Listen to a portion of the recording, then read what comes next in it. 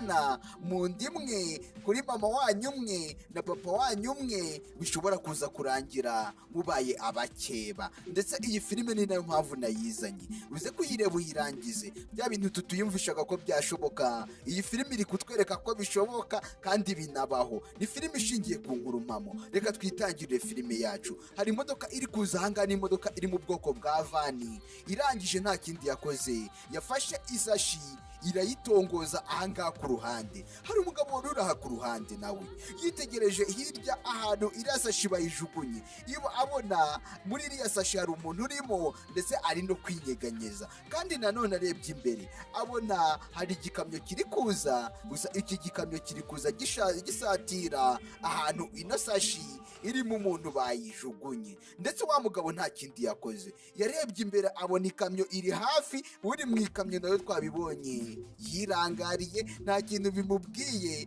ari kuri cati, ari gucata n'inshuti ze. Ndetse uyu nguyu yageze ahangaha sasa ahura icyo abikoraho, yaravunitse akaguru, ijosi nawe riramurya. uri kubona ko bamushyizemo ibintu bimufasha nyine kuba byagorora neza kugira ngo atazarinyeganyeza, ryari ryaravunitse. Nawe yakoze impanuka, yaraje ahangaha areba ahangaha uyu muntu uri mwaha mu isashi, areba kumuterura abona araremereye, abona ntiyamubasha. Ndetse kandi uko ari gutinda niko ikamyo nayo iri kuza imusatira, niko iri kuza yenda kugera hariya baherereye. Ubwo uko ari buze gukomeza kurangara, ikamyo ishobora kuza kugeraho ikaba yabagonga. Arangije nta kindi yakoze, n'akaguru kari kumurya, ijosi riri kumurya, yateye hejuru aravuga ati shoferi wahagarika imodoka, shoferi undebere. Yarangariye muri telefone, bya bintu bahora bavuga ati kujya muri telefone utwaye wiwe ntago abyitayeho. Ndetse uyu mugabo arangije aratekereza,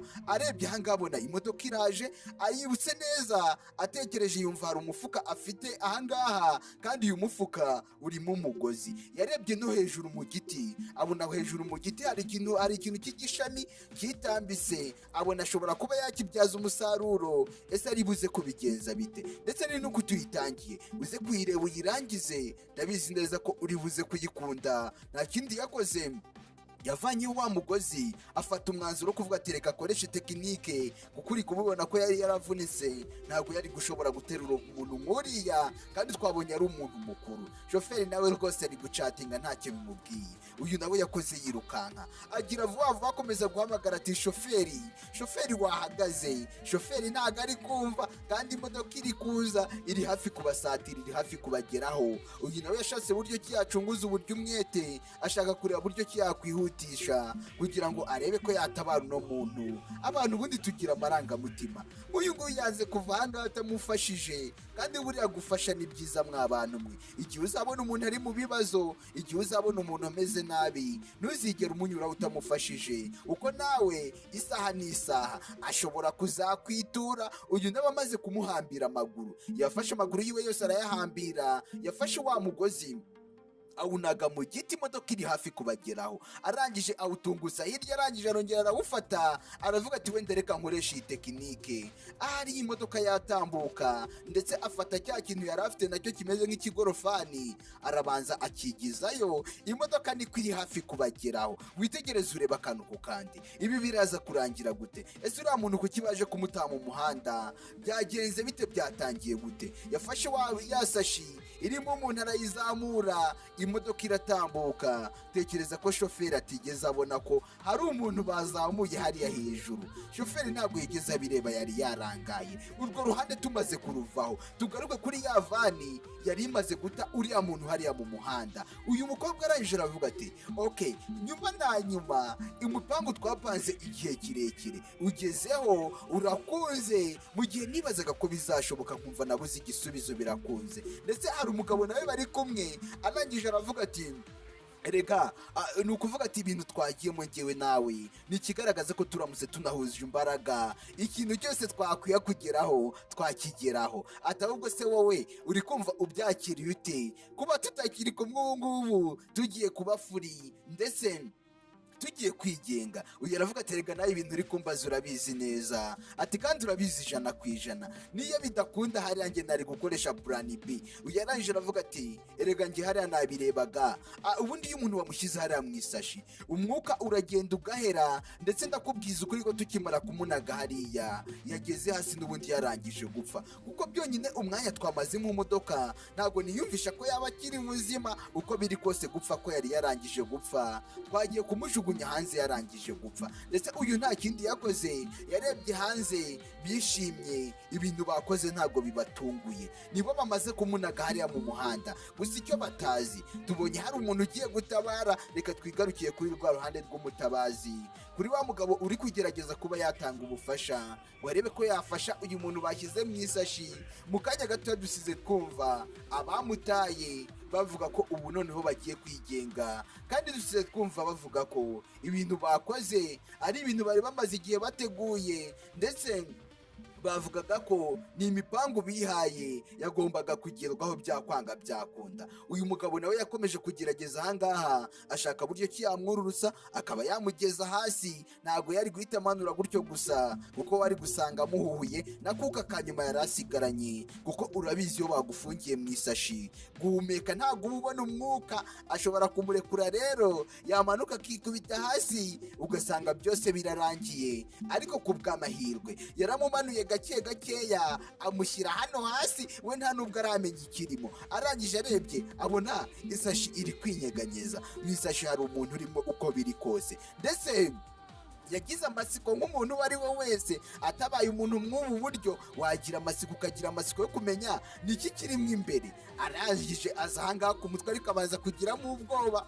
Yaje ku mutwe ariko abanza kugira ubwoba, nawe uri kumva yaravuze ati buse ndamutse funguye nkasanga ni Sekibi yigendera nabigenza gute? Nta kindi nawe yakoze, afungura gake gakeya afata yasashi atangira kuyica. Arebye mo imbere, witegereze undebere nawe, kumbi harimo umuntu, ndetse umuntu urimo si umuhungu si umugabo ni umugore. Bibi bisace gusobanuye iki? Kandi nanone wibuke neza, hari amagambo twatangiye mbabwira ati uwo wabonaga nk'umuvandimwe ntibigutangaze muramutse muhuye muri abakeba. Ugereranije ati oya ntabwo byumvikana, uri gukora iki mwaha mu isashi? Uyu mugabo ni kwahise amubaza. Buriya hari n'ibintu nawe ubona ukibaza ukuntu bishoboka, ukumva ntibinabaho mbese muri makeya. Ugereranije aravuga ati mfasha, ndakwingize please help me, ndakwingize rwose mfasha. Nawe nta kindi yakoze, aravuga tumva buretseho gatoya, reka ngufate nyitabure yose, ntabwo washobora kuvamo kuko ahangaha hari undi mugozi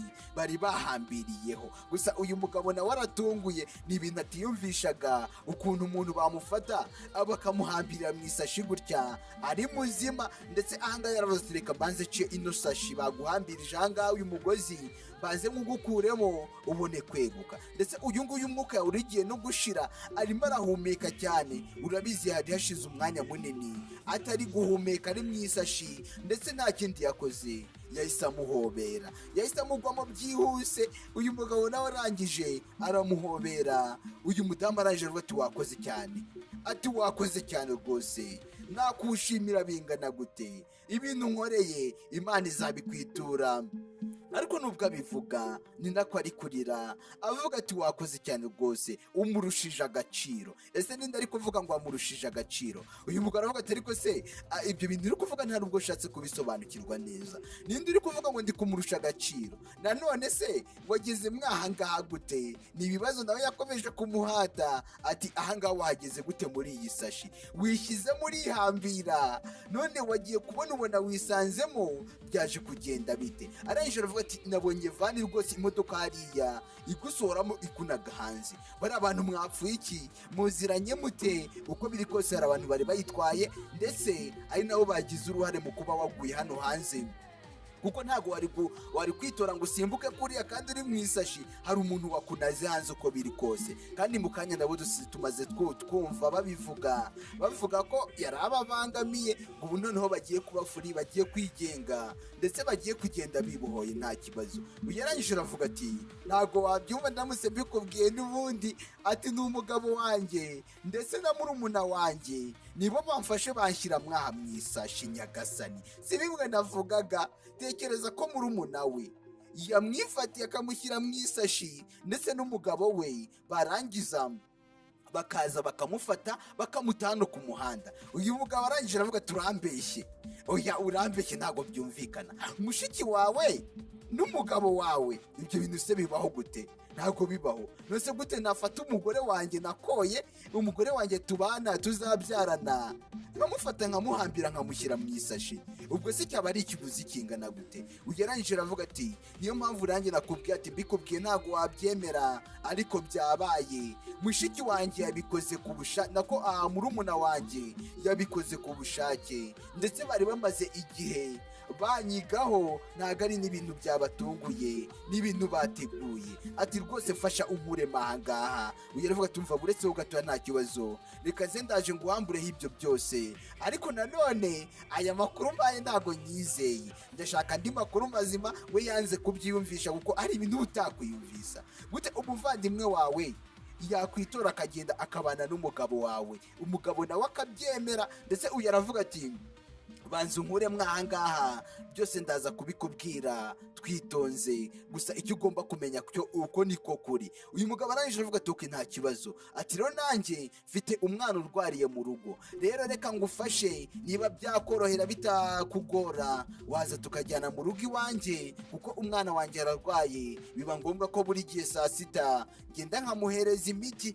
n'imiti kwa muganga bamuhaye. Ndetse uyu mugabo arangije aramubwira ati rero kubera ko nta hantu ufite ho kujya, ubu ngubu muri make nta hantu ufite ho kuba wajya, kuko ntiwahita usubirayo banakumerera nabi. Niba koko ibintu wambwiye ari ukuri, ntabwo arabyumva. Ati niba ibintu wambwiye ari ukuri banakumerera nabi, ati waza tukajyana. Uyarangije aravuga ati oya rwose nta kibazo kujyana. Ubwo se uri kumva nakwanga ashingiye kuki? Ati ntaribi rwose turajyana, niba ubishaka mpamburaho bino bisashi ubundi tujyane nta kibazo. Uyu mugabo arangije aravuga ati nta kibazo, reka nze ngufashe, baze ngukureho bino bintu byose baguhambiriyeho. Mbese muri make uno mugabo nawe afite umwana mu rugo, kandi nk'umwana we nawe ararwaye. Ese ibi biri buze guhurira hehe? Uze kuyireba uyirangize, kandi ndabizi neza kuri buze kuyikunda. Ntabwo nabahitiramo inkuru itari nziza. Ndetse bidatinze bakomeje urugendo, uyu mugabo ari kumujyana amwerekeza iwe.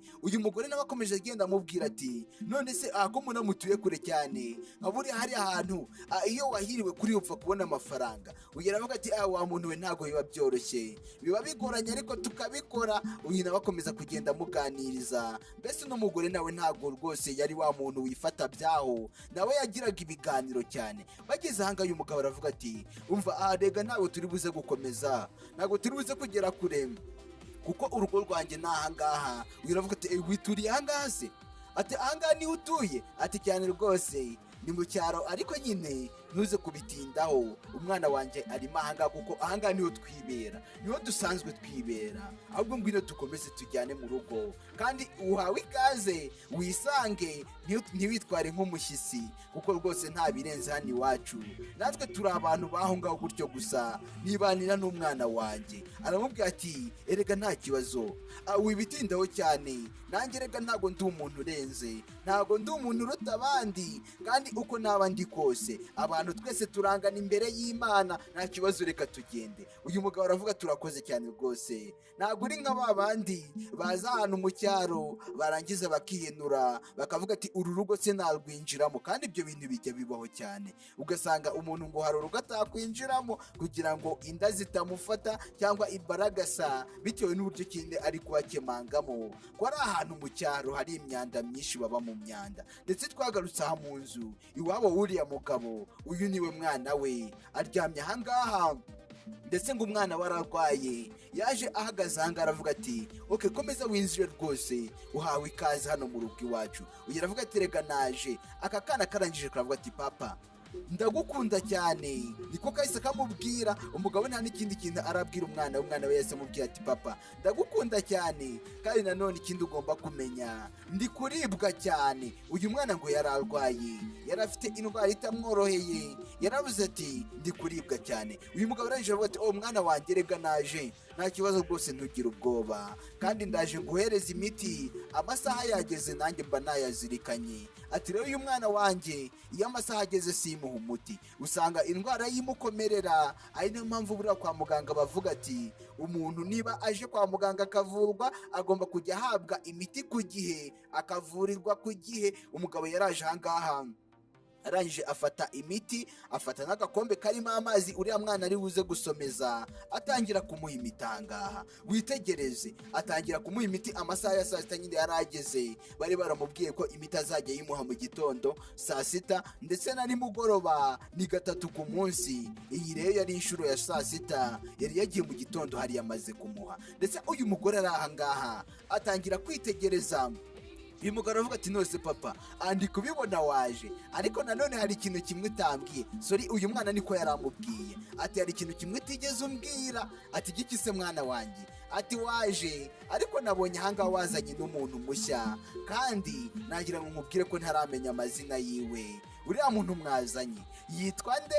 hanyuma rero nambwire hari ikintu se dupfana. uyera hejuru avuga ati umwana oya rwose nta kibazo, ati reka nkwibwire rero, ngewe amazina yanjye nitwa Mariya Paula Nyagasani. uyu mukobwa ngo yitwa Mariya Paula. ati none se ati wowe witwa nde? ati nanjye nitwa Dana. uyu mugore arangije aramubwira ati rero niyo mpamvu ndahangaha nazanye na papa wawe. uyu mwana atangiye kubaza ibindi bibazo, papa aravuga ati ariko wa mwana we ntukagire ibibazo byinshi. ati papa wandetse ariko nkibariza ko nabonye uriya mugore anaganira kurusha wowe nuko ujya unganiriza. ati reka nibarize. uyu arangije aravuga ati erega nta kibazo mwihorere, mureke yisanzure ntaribi rwose, ngewe nta kibazo mbifite, ibibazo byose yambaza.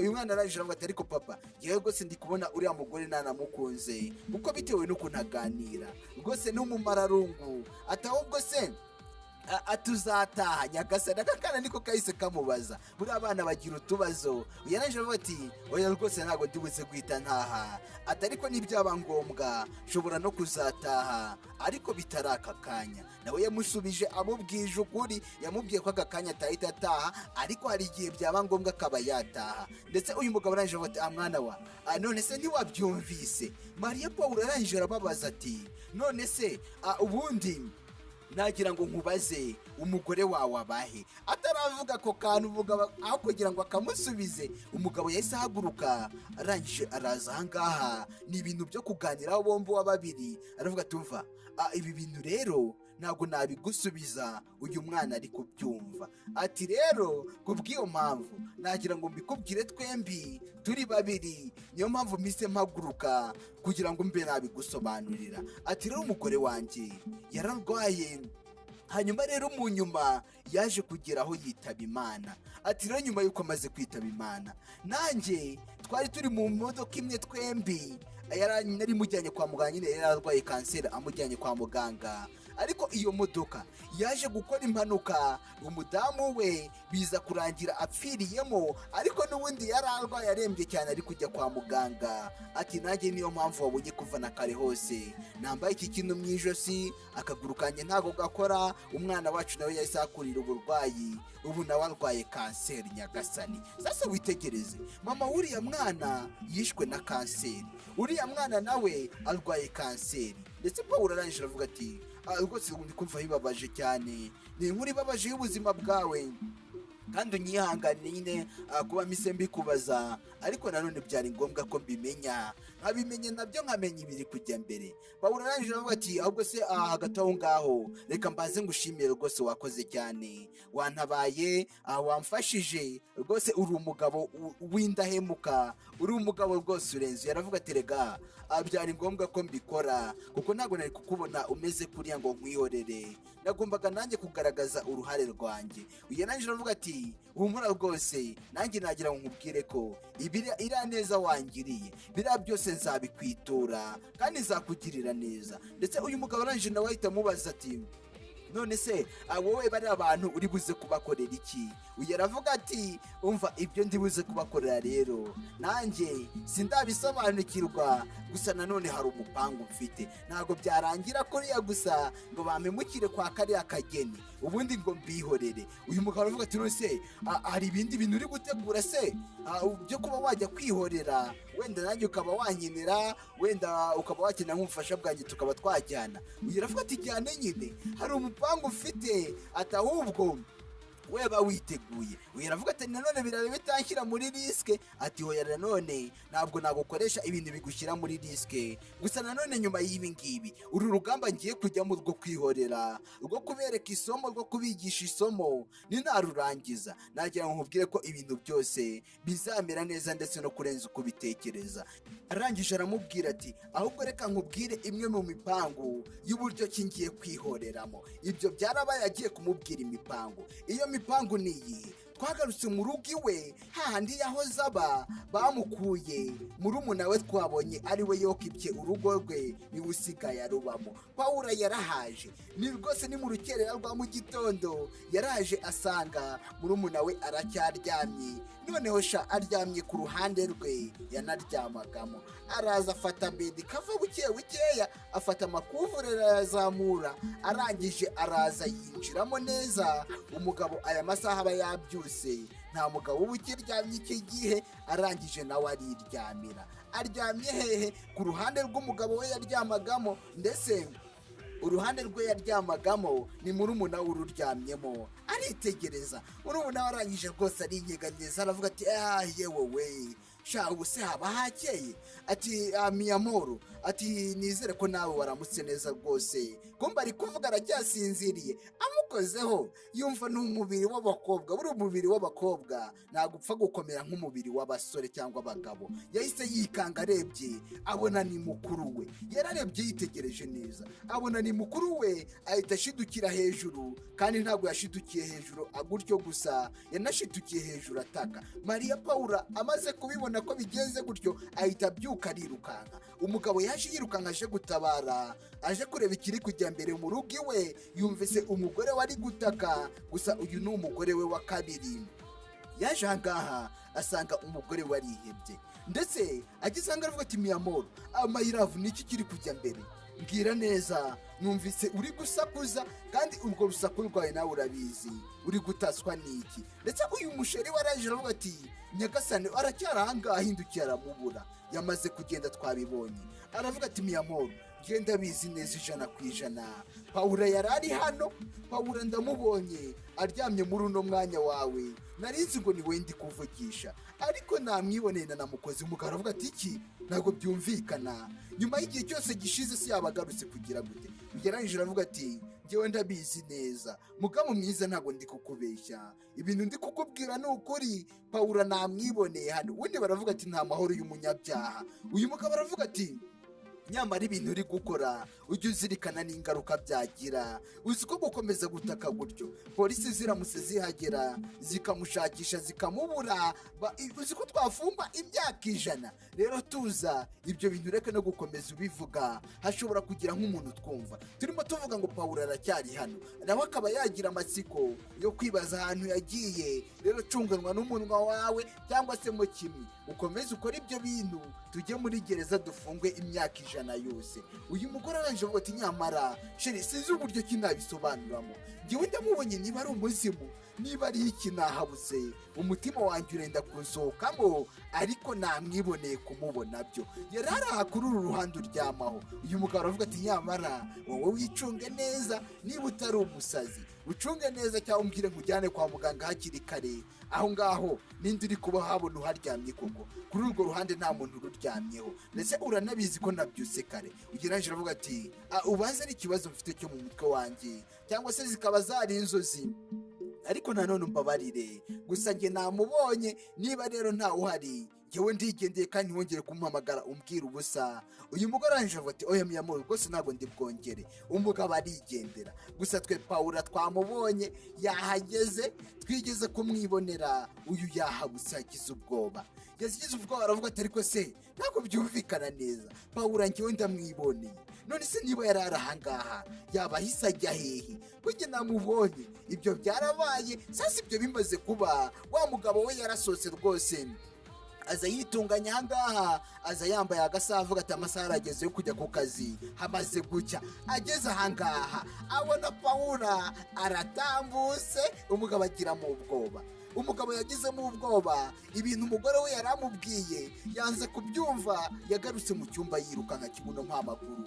Arangije aravuga ati sheri nanjye ndamubonye ni ukuri kw'Imana, ndamubonye, reka twishe vuba vuba. Sasa undebere umugabo uri ahangaha ahantu abera nk'umwana, naho yagashatse buryo ki yakemura ikibazo. Nk'umugabo mu rugo yabwiye umugore we ati tujye muri kuvureri hano twipfuke, nanjye ndamubonye hariya hanze. Ati sheri sinakubwiraga na kare hose, nakubwiraga ati namubonye ukampakanya, nizere ko noneho wishiriye amakenga, nawe uramwiboneye, noneho urarenzaho iki, uri buze kongeraho iki. Kumbi Pawula kuko bya nyabyo yaranahari, yaje kubakina agakino. Wenda wa mugabo Kristiya batangiye batangira kubaseka ati mana we wumvaga ukuntu biri gutaka, ati gusa ni ibigoryi, ni n'ibintu bikora ibintu bitateguye. Atumva ahangaha rero agakino ka mbere ubwo tugasoje, reka twigendere, ndaje nkwereka ibindi bikurikiraho. Ibyo byarabaye, gusa basize babakozemo umukwabo, bidatinze baje mu rugo baseka, bavuye nyine kubasaza nabo bari basigaye bavuga ati banza twasaze, twembi twasaze. Baje baseka ati cyane rwose n'ubwa mbere ndetse bigeze ahangaha, ati ntabwo nari mperutse guhura n'ibintu nka biriya, n'abantu bansitse kuriya nabiherukaga kera, ndeba komedi zaba Master Bean. Uyu mugore niko yaravuze. Ndetse uyu mugabo arangije aravuga ati my love sha rwose birasekeje, azavugisha umwana we, kandi umwana we yabaga afite akavuyo. Arangije aravuga ati umwana wanjye se yaba yahise asinzira muri aka kanya, reka nze ndebe. Ati Dana mwana wanjye kanguka tugutere story y'ahantu tuvuye. Bashakaga kumubwira ahantu bavuye kugira uriya mwana nawe babe bamushimisha, wenda abe yaseka. Ndetse umugabo ageze ahangaha aravuga ati Dana mwana wanjye wapi, Dana ntabwo ari kunyeganyega. Ati Dana mwana wanjye kanguka, Dana mwana wanjye. Ariko uko akomeza kubivuga Dana ntabwo ari kuvuga. Ndetse uyu mugore Pawula arangije aravuga ati ariko se Dana yabaye iki? Uyu mugabo aravuga ati hoya umwana wanjye se bigenze bite? Bose bagize mu ubwoba. Kumbe uno mwana ubanza bitagenze neza, ubanza indwara yamukariye, ubanza indwara yamukomeranye. Umugabo amukoze wangaha yumva umuriro ni mwinshi. Ndetse Pawula arangije aravuga ati umva Kristiya, gira vuba vuba turebe uburyo ki twamugeza kwa muganga. Barebye Dana n'ukuntu hari umwana wakundaga kuba afite akavuyo, ari umwana wakundaga kuba ari kuganira, kuri iyi nshuro nta nubwo ari no kwiyeganyeza. Ahangaha bahise bavuga ati ko biri kose indwara irakomeye. Ati Dana buri wese agerageza kumuhamagara, ati Dana ariko wapi. Bose batangiye kumuhamagara ariko n'ubundi ntabwo ari kubasubiza. Uyu aravuga ati shaka mituweli yiwe tumujyane kwa muganga. Uyu aravuga ati nta mituweli afite, rega nta mituweli afite, ntayo, ngiye gupfa kumujyana gutyo gusa. Kandi urabizi buriya kugenda udafite ubwishingizi mu kwivuza baguca amafaranga, bakwaka amafaranga menshi. Kandi uyu mugabo nta mafaranga yari afite, ubuzima yibereyemo turabubona. Uyu aravuga ati umva ikihutirwa no kumujyana kwa muganga bamuvure, amafaranga ntago azabura umwana yavuwe. Uyu aravuga ati koko icyo gitekerezo nicyo. Ati Dana mwana wanjye bashaka buryo ki bagomba kumujyana kwa muganga kugira ngo bamwiteho. Uyu mugabo ntago yari yaratanze mituweli yiwe kubera ko byaterwaga nuko nta mafaranga yabaga afite, nayo yabonaga yarayazanaga nyine bakaguramo ibyo kurya, bakaba ari byo bararira, ubuzima bugakomeza kwicuma gutyo. Akana disi kaganiraga, akana kakundaga kwigirira inkuru, kari kifite umutima mwiza, ntabwo bibashije kugenda neza. Umugabo yaravuze ati miyamoro Dana rwose wicika, winsiga njyenyine, gumana nanjye, papa wakuri iruhande nagarutse, ndahanga ndi kumwe nawe. Yahise amufata mujyana kwa muganga. Ahari wenda kwa muganga byahindi bavuga ati nyine kwa muganga barasanasana iminsi ikicuma, wenda hari icyo bamukoraho bakareba ko umwana byagenda neza. Ibyacu ntibyatinze, aha kwa muganga barabanze bahita bamukubitamo serumu yihuse. baranga bavuga ati mwana wanjye humura biraza kugenda neza. Uyu mugabo niko yari ari kuvuga ati mwana wanjye Dana, papa wari ahangaha ari kumwe nawe, mu kanya ndaza kukuzanira imbuto ndetse ndabizi neza, ndakuzanira na twa tuntu ukunda, ndakuzanira amabiswi byose ushaka ndabikuzanira. Muri ako kanya bakiri aho ngaho muganga yaraje, papa w'umwana araje aravuga ati muganga please ndakwingize rwose, nizera ko mwana wanjye biri buze kugenda neza. Uyu muganga aravuga ati ahubwo se nagira ngo mbabwire ko ubwo mwana wanyu gukira kwe rwose biri kure, biraza gusaba ko yabagwa, kandi kugira ngo abe yabagwa dukeneye amadolari 100,000 nyagasani. Amadolari 100,000 ni amafaranga menshi, ni amafaranga menshi. Ushobora no gusanga uriya mugabo ntayo yigeze atunga kuva yabaho, yarikanze. Arangije aravuga ati dogiteri koko kureba ubuzima mbayemo, ureba nanjye ntashoboye, ndetse na mama w'umwana ntago turi kumwe, ndibana. Uri kumva ayo mafaranga nayakuye he? Nayakura hehe? Ayo mafaranga nta hantu yava, nta n'imitungo mfite wenda ngo yaguramo ayo mafaranga. 100,000 by'amadolari ni amafaranga menshi. Ushobora gusanga ari muri miliyoni mu manyarwanda, nyine miliyoni 120 ingahe gutyo. Ndetse dogiteri ahangaha arabyumva, arangije areba ahangaha. Uyu mugabo aravuga ati rwose dogiteri please ndagusabye wite ku mwana wanjye, amafaranga ngiye kugenda nakikiraka haba mu kiyede. Uyu mugabo kandi wibuke yaranakomeretse, akaguru kiwe n'akajoriti ntabwo yashobora kukagendesha. Uyu muganga arangije aravuga ati rega anagira nkubwire ko rwose ayo mafaranga uba ugomba kuyishyura ibitaro, hanyuma rero bakabona ko amafaranga yagezeho yuzuye, nibwo baguha abaganga baza kuvura umwana wawe. naho ubundi mu gihe bitagenze gutyo, ntabwo ari inyanya ugenda ngo urakopwa na mugenzi wawe muziranye wo muri karitsiye. Iyo bitagenze bityo ngo utange amafaranga afatika ibintu birangire ndetse wishyure ibitaro, ubwo nyine nawe urabyumva nta kintu bagufasha. Uyu mugabo byaramurenze, n'umukene wigendera. Aravuga ati ubuse koko mana, ibi bintu ndaza kubinyuramo gute? Ibi bintu ndabicisha he? Hari igihe nyine ugera mu kibazo runaka ukibaza ukuntu uri buze kugikuramo bikagucanga. Uyu mugabo byaramurenze, ndetse n'amarira agera haza. Aravuga ati umwana wanjye biragenda bite? Ndetse Pawulo arangije aravuga ati muga rero hari ikintu nashaka kukubwira. Ni ukuvuga ati ngewe kuri banki yanjye mfiteho ayo mafaranga nayaguha. Ndetse Pawulo yari n'umukire ku kigero cyo hejuru, yarabyipevye aravuga ati ibyo byose nimubikireho, ngewe rwose ayo mafaranga ndaza kuyabahereza. Mu gihe uyu mugabo yarari kwibaza ati biragenda bite? Mwabantu mwe, buriya hari igihe ufasha umuntu mu kibazo kimwe, nawe yarangiza akagufasha mu kibazo utatekerezaga ko yagufasha. Ndetse dogiteri yarangije aravuga ati okay, nta kibazo, niba muri buze kwishyura amafaranga mukaba mwabyemeye, umwana wanyu aravurwa. Ariko nanone ikibazo cyaza kuba ari uko ayo mafaranga mutayishyuye nawe urabyumva ntago byagenda neza. Arangije aravuga ati okay, nta kibazo, reka ngende mbabwire uko ibintu byifashe, nawe genda ntari biwohereza amafaranga kunuze kuri akawuti yanga mu bitaro, byose bize kugenda neza. Yarangije aravuga ati okay, nta kibazo rwose, nta kibazo, ndaza kubikurikirana. Muganga aravuga ati mwe muganira n'umwana wanyu nta kibazo, reka dutegure ibikoresho, uko niba bari bagiye kumukorera surgery ngo babe bamubaga, urabyumva nyine ntago bari gukoresha ibikoresho bidahari, babanza no kubituma kugira ngo wumve ko ibikoresho bakoresha biba bihenze, ni ibikoresho biba bisaba amafaranga menshi, akaba ari nayo mpamvu nabo babakaga amafaranga menshi. Pawulo araje avuga ati umva Christian, humura rega umwana waraza kumera neza. Ubwo muganga tubwiye ko nitwishyura ari amafaranga bari buze kubikora, nta mpungenge na nkeya. Abaganga buri ibintu bakwijeje baranabikora. Uyaraje avuga ati rwose sinabona buryo kinagushimiramo, atariko ikintu ugomba kumenya, nazakora ikiyede, nazagira gute, nazikurubanga mu byondo, nagira ngo nkubwire ko nzakwishyura, kandi iyi neza ungiriye ukantabara mu gihe narindi mu bibazo,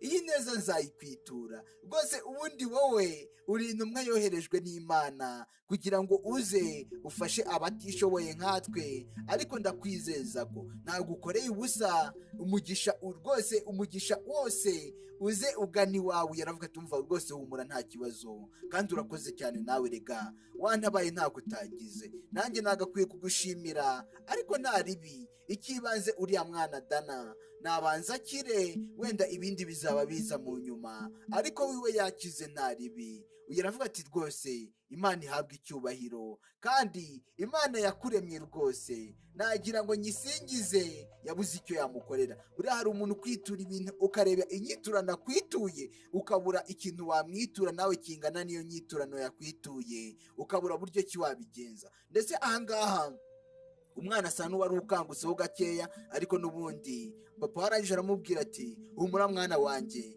mu kanya bagiye kukuvura, bagiye kugenda bategura imiti, rero vuba ahangaha turaza gutaha, ndetse uyu mugira neza niwe watwitayeho wadufashije, ati buretseho gatoya ngende nanjye njye kukuzanira intuze nyine ibyo kwambara mu rugo, ajye kumuzanira imyenda kugira ngo aze guhindura imyenda. Ahangaha yambaye imyenda y'abarwayi, iyo yari yambaye kare nyine urabyumva, akantu k'agahuyu kajeho. Ndetse uyu yarangije nawe, aka kana hari ibintu kashushanyije, witegereze urebe akantu ku kandi. Uyu yarangije aravuga ati zana hano ndebe. Ni agapapuro uno mwana yagiye ashushanyaho ibintu, atangira kureba kuri aka gapapuro, ni Pawulo uri kubirebaho. Uyu mwana arangije afata ya serumu bari bamushyizeho ayikuraho, aravuga ati rero nagira ngo nkubwire ko ibyo bintu nguhaye kuri urwo rupapuro ni ibintu papa wanjye akunda. Uyu mwana niko yahise abwira uno Pawulo ati ibyo bintu papa wanjye bikunda kubi, ati rero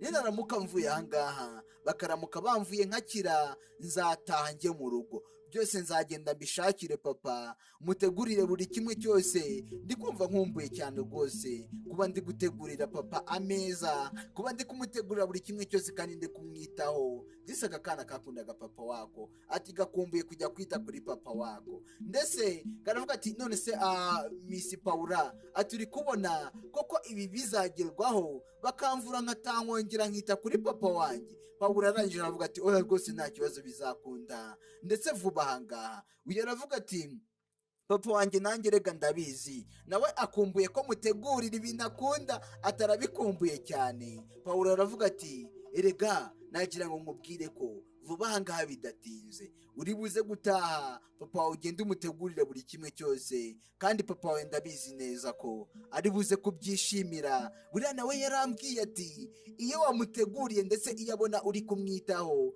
ndetse ngo ni wowe muntu wa mbere umushimisha muri iyi si, nguri byose byiwe, nawe papa wawe agukunda kubi, nta n'ikintu na kimwe yakurutisha. Ati wowe ahubwo utinze gukira gusa, ndabizi nawe ko azabyishimira, kandi nanjye nzakomeza kukuba hafi. Rega nzakomeza mbane nawe, nkomeze nkube hafi, nzaguha buri kimwe cyose icyo uri buze gukenera, ntuze kugiranye, ntuze kuniganwa ijambo, uze kubimbwira nta kibazo ndaza kubigufasha. Mbese Pawulo yakomeje kumuba hafi, mu gihe papa w'uno mwana yasubiye mu rugo ngo yagiye kumuzanira imyenda ari buze kwambara nibamara kumuvura. Pawulo nawe yakomeje ahangaha inshingano, akomeza amuganiriza. Buriya umuntu urwaye biba byinshi ukomeje umubwira amagambo meza, umubwira turaza gukira, biraza kugenda neza, ibyo bimurinda no kwiheba. Ibyo byarabaye. Twagarutse kuri uru ruhande sasa. Rero kuri uru ruhande barakwereka wa mugabo, uyu mugabo yitwa Robert. Uyu mugabo nyine wirukanye uriya mugore, yafashe umugore we akajya kumujugunya ku muhanda, yarangiza agatwara murumuna w'umugore we. Baje ahangaha sasa, yaje azanye n'uyu murumuna wuriya Paula, baje ahangaha nyine kubikuza kuri ATM, bari bazanye ya karita kugira ngo babahe amafaranga. Ndetse uyu mugore yayihereje uyu nguyu ukora ahangaha, aravuga atakira rwose dukuriye haya amafaranga. Arangije afata ya karita ayikozaho. Urabizi iyo uyikojejeho bitewe n'umubare w'amafaranga ushaka niyo ukuraho. Nawe akomeza kwireba, uyikojeje aravuga ati ariko nanone hari ikintu mbonye kidasanzwe, iyi karita yanyu ko mbona nta mafaranga hari, byose biraborose, iyi karita yanyu yabaye blocked. Ugeraje aravuga ati ariko se ibyo bintu uri kuvuga ni ibyanyabyo? Ati cyane rwose barayiborose ntabwo ikora, ibyo bintu rwose ntabwo bikora, nushake ubwire n'umugabo wawe mwese mucekinge murebe uyabyibazaho. Ariko se ko kuri konti hariho amafaranga menshi, ikarita yaba yaraboroswe nande? Byaba byaragenze gute? Uyarangije aravuga ati okay nta kibazo, reka mbaze umugabo wanjye. Uyarangije umugabo we nawe yarangariye muri telefone, aravuga ati my love, ati byagenze bite? ati bikise kandi ati ino karita bavuze ko iborose ngo nta kintu na kimwe byashoboka gukunda, muri make nyine barayifunze. Uyu mugabo arangije avuga ati byose birumvikana, byashoboka bite? Yewe icyo nzi neza nuko iyo karita ikora neza kandi mperutse no kuyikoresha. Nose igihe nari ndi kumwe na Paula ngewe ndabizi neza ko nayikoresheje kandi nagiye nkanabikuza n'amafaranga, ari amafaranga wabonaga nari maze iminsi ndi gukoresha. Ugeragije avuga ati okay, nta ribi, nimba iyo ngiyo idakunda nta ribi rwose, reka muhereze indi. Ahangaha mpafite indi karita, reka nyiguhe nayo uyimuha yigerageza arebe. Sasa witegereze, ese banke yabo ninde waba wabiborotse ibi byose? Uyu mugabo yanze kubyitaho, afata indi karita arayimuhereza. Yaravuze ati ubwo wenda wasanga nibeshye. Uyu mugore warangije ayihereza uyu mukozi, aramubwira ati akirakoza iyi ngiyi, wasanga yari yibeshye, iyo ngiyo yo reka nizere ko iri buze gukora. Nayo arayifata ayikozaho. Mu kuyikozaho aravuga ati reka ahubwo muri kwigora reka, nkuko nabibabwiye ku ya mbere, iyi nayo niko imeze, nayo iraborotse, nta n'ikintu na kimwe ubu ngubu mwakora, ntago byakunda, bikanzemo. Sasa bari baje ahangaha kwibikuriza inote, none basanze banki yabo n'amakarita byose nta gaciro ubu bifite. Uyu mugabo aravuga ati iki ariko se oya uri kujokinga, ndi kumva ibyo bintu uri kuvuga bidashoboka, banki yanjye nzi neza se byaba byaragenze bite? Ndetse uyu aravuga ati nyamara ibintu ndi kubabwira rega nibyo, ahantu wese naba nanga kuyikoreshamo neza kugira ngo bigende bite, n'ubundi ayo mafaranga yanyu ko atariyo naba nkeneye. Nta mpamvu rero yo kwibaza kuri ibyo byose. Nawe aravuga ati ntabwo byumvikana, nose n'ikihe kibazo cyaba kirimo? ngewe ntabwo nigeze njya kubifungisha, none ubwo uri kumva byaba byaragenze bite?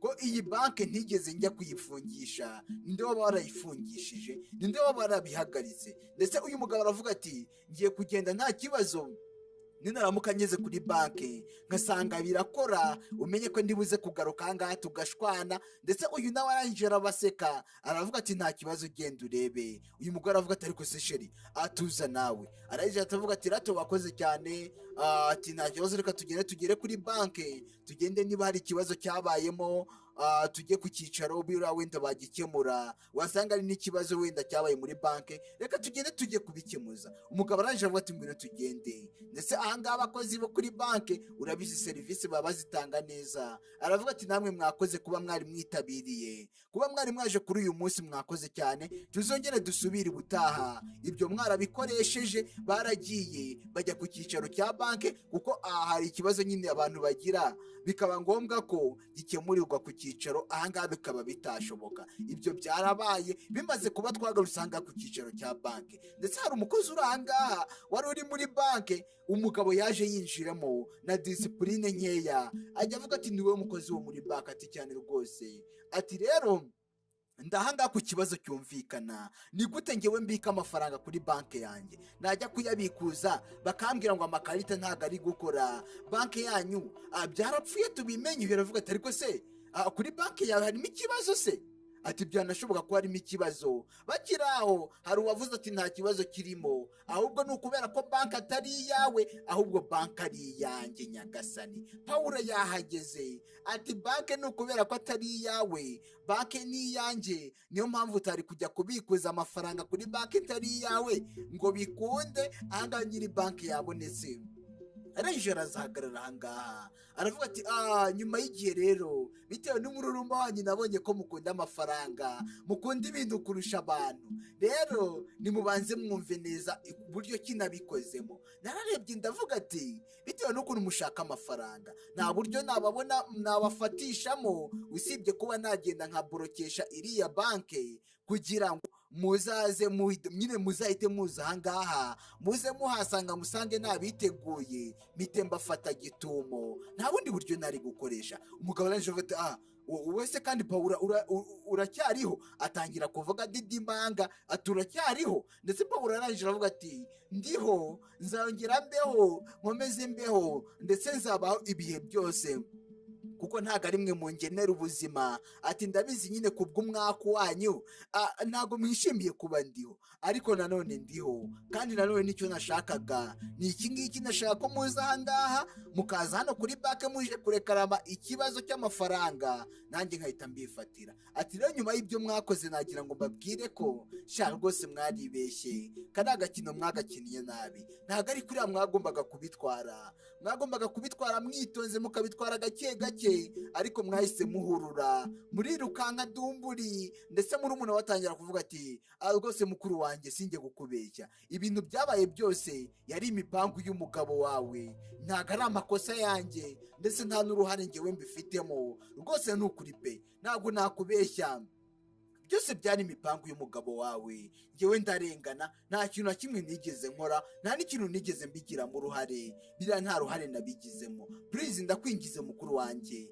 mbabarira rwose, ibi bintu tubisoze. Uyu mugabo arangije aravuga ati oya ntabwo wabinkora, urabizi neza ko twabipanze ndetse tukanabipanga n'igihe kirekire, winyihakana. Ati ahubwo Paula mi amor, nagira ngo nkubwire ko ibi bintu twaza kubiganiraho, tukaza kugirana ibiganiro, kandi ibi bintu bikaza gukemuka biciye mu mucyo. Aha ngaha uyu mugabo niko yabwiye Paula. Paula aravuga ati oya ntago ari ngombwa, reka ko tuza kubiganiraho, ntago ari ngombwa, njye usibye ko nta n'ibiganiro byanyu ushaka. Ati ahubwo ikintu gishoboka, ati mwinjire afande nyagasani, nicyo kintu yababwiye gishoboka. Muri umuntu aravuga ati Paula uri gukora ibiki? Muri ako kanya hari uwinjiye, ndetse araje avuga ati noneho ubu tugira ngo twakora akazi nta kibazo. Ati mbe nabafata mbajyane se? Uyu mugabo atangiye kuvuga ati oya Paula ntabwo wabidukora rwose, tubabarire. Uyu nawe akavuga ati mukuru wanjye ntabwo wabinkora, urabizi ndi umuvandimwe wawe, kandi byose byabaye nta ruhare nabigizemo,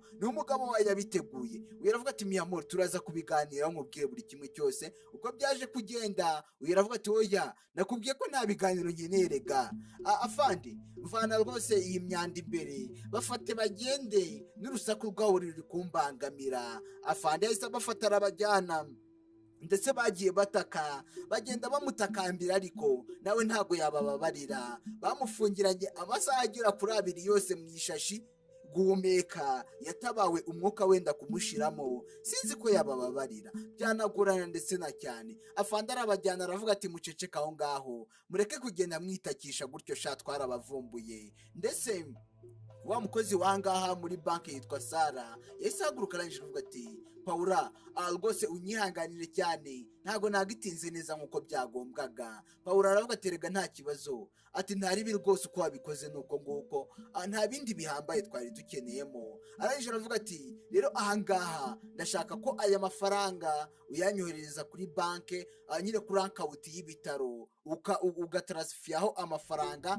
amadolari 100,000. Ndetse arangije aravuga ati okay nta kibazo rwose ndabikora. Ati ndabikora rwose, ako nta kantu toto. Arangije aramubwira ati reka mbanze nasinye ko agiye. Arasinya. Uyu aravuga ati wakoze cyane, ati kandi nizere ko byose bikemutse, noneho serivisi wansabye nyiguhaye byose birarangiye. Mbese Paula nawe ibyari bimubangamiye twumvaga ategura, avuga ati ngomba kuzihorera uko byagenda kose. Arangije avuga ati Sara wakoze cyane rwose, kandi ndagushimiye. Yahise amusezera aravuga ati sawa bye bye, reka tuzongere duhure. Ndetse ahangaha Paula yahise anigendera, gusa asize abwiye uyu mukozi wa banki ngufata amadolari 100,000 uyatarasifiye uyohereze kuri iyo konti ya banki nkwaye aho ngaho. Umukozi wa banki nawe yatangiye kubikemura. Sasa tuvuye hariya barakwereka Dana, nyuma y'igihe baramuvuye, ibitaro bimaze kubona amafaranga, we na papa we barabarekura barataha. Papa we yaje ahangaha amutwaye mu kagare, batarajya kure hari uwahageze.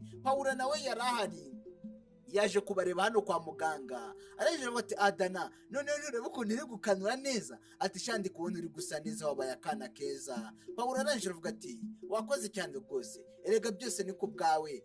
Papa yambwiye ko amafaranga yose nyine twakoresheje, amafaranga yamvuje ari ayawe. Uyaraje avuga ati oya ntago ari ngombwa ngushimire njyewe, ahubwo twagakwiriye kujya dushimira Imana, kuko Imana niyo itanga amafaranga. Yamaye ayo mafaranga, nanjye ndangije nyaha papa wawe nako nyahereza ibitaro kugira ngo bikuvure. Rero uri kumva ngewe rwose usibye ko amafaranga Imana yayancishijeho, ariko niyo twagakwiye gushimira kuko iyita yama ntago nari kuba nyafite. Yari n'umugore rwose wizera, umugore ukunda amasengesho. Arangije aravuga ati Christian, ati nizere ko noneho bya bindi washakaga byose byabaye. Christian nawe aramwitegereza, ndetse aka kana karangije karavuga ati nabonye uri umuntu mwiza. Ati wabonye ndi umuntu mwiza se gute? Ati rwose ndi umuntu usanzwe nk'abandi bose. Ati waba wabibonye ku isura se? Waba wabibonye mu gihagararo? Wabibonye gute? Nyine wowe wabibonye he? Ku mutima se wabibonye gute? Uyu Pawulo niko yahise amubaza, ndetse arangije avuga ati asi koko ibintu umwana wawe avuga kuko aba yabibonye. Ati no mwana wawe rwose nabonye ari umwana ugira ibiganiro byinshi. Uyu mwana arangije avuga ati uri umuntu rwose wicisha bugufi, uri umuntu ufasha, uri umuntu usenga, uri umuntu rwose ukunda abana ndetse ugakunda n'abantu bakuru. Rwose niyo mpamvu nakubwiye ko uri umuntu mwiza. Karagiteri z'umuntu mwiza zose urazujuje. Ugeneje avuga ati nyine hagati y'ibyo ngibyo uyu mwana nkuko ari kubivuga koko uri n'umuntu mwiza. Atahubwo Pawulo rero urebye nanjye nkuko uyu mwana bivuze nakubonyemo umuntu mwiza. Umwana wanjye yajyaga avuga utugambo twinshi, ariko kuri iyi nshuro avuze ibintu nanjye turahuza nkuko yabivuze uri umuntu mwiza. Uyu mugabo arangije aramubwira ati biba bigoye cyane kuba wabona umuntu muri iyi si wafata amafaranga ye angana nk'ariya watanze akaba yayafata akayaha abantu atazi, abantu bahuye gutyo gusa. Pawulo nawe aravuga ati rega kuba ndiho muri aka kanya byose ndi kubikesha wowe. Rero nanjye nta cyari kumbuza gufasha uno mwana Dana, kandi nanone usibye ko nanamukundaga uyu mwana rwose naramwikundiye. Nyimara kumubona nabonye ari umwana wicisha bugufi. Ati rero nta mpamvu nimwe yari kumbuza kumufasha, kuko n'ubundi kuri uriya munsi nari ngiye gupfa. Iyo utamfasha se ubundi aya mafaranga yo sinari kurinda apfa ntanayariye. Uyu mugabo arangije aravuga ati Diana hari akantu nako ati Pawulo hari akantu gato ngiye kugusaba. Ati rwose hari akantu gato ngiye kugusaba nari maranye iminsi. Ati wanyemerera ukambera girlfriend? Uyu mwana arangije aravuga ati say yes. Vuga yego, vuga yego Pawulo, vuga yego. Ndetse Pawulo arangije nawe araseka. Aka kana karavuze ati vuga yego Pawulo. Uyu Pawulo arangije aravuga ati rwose nabyemeye mwana. Ati rwose ndabyemeye, ndaza rwose n'ubundi twibanire kuko ubu buzima ni wowe waburokoye. Rero ngomba no kubugushyira iruhande iteka n'iteka ku buryo nta kibi kizambaho, ukajya ukomeza ukaburokora. Iyo ntaza kukugira ntabwo nakabaye nkiriho. Aya yose ndi kuvuga nagomba ndi kuyavuga kuko kuri uryo munsi wantabaye hari kubura iminota 2 gusa umwuka ngo uburangiye. Rero nta mpamvu yatuma mpakana. Ndabyemeye ndetse nemeye kuza gufatanya nawe, ntaza tugafatanya twembi tukita kuri uyu mwana, ndetse nta kintu na kimwe azigera tuburana. Uyu mugabo arangije avuga ati Dana nizere ko noneho wishimiye kubona ugiye kujya wita mama, ndetse nishimiye ko ugiye kubona uwa wundi wakunze nawe ndabizi ko wamukundaga. Pawulo nawe aravuga ati nanjye namukundaga. Ati ahubwo muze tujyane tujye kubana mu nzu yanjye. Wibuke Pawulo we yari afite inzu irenze, atari nk'aba ngaba babaga mu karuri. Akana kagiye gaseka kabareba mu maso nabo barebana akana mu jisho. Wibuke nyine bamaze kwisungana, ubu tayari bahise bajya kubana, babandi nabo bafunzwe.